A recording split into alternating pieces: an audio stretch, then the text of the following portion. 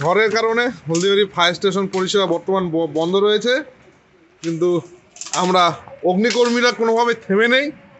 অগ্নিকর্মীরা নেমে পড়েছে, গাছ কাটছে, কারো আশা করছে না। যুদ্ধকালীন পরিস্থিতিতে চলছে কাজ, যাতে আমরা পাবলিককে সময়ভাবে সার্ভিসটা দিতে পারি। কিছুক্ষণ আগে হয়ে গেল একটি ঝোমকা হাওয়া, বলতে পারি সেটাকে ঝড়, একটি ঘূর্ণিঝড়।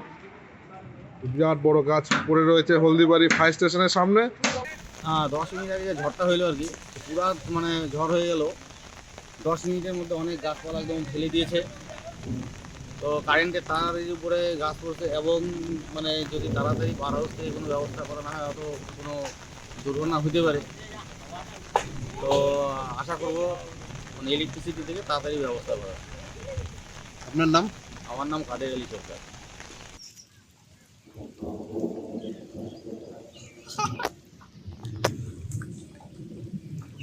শালা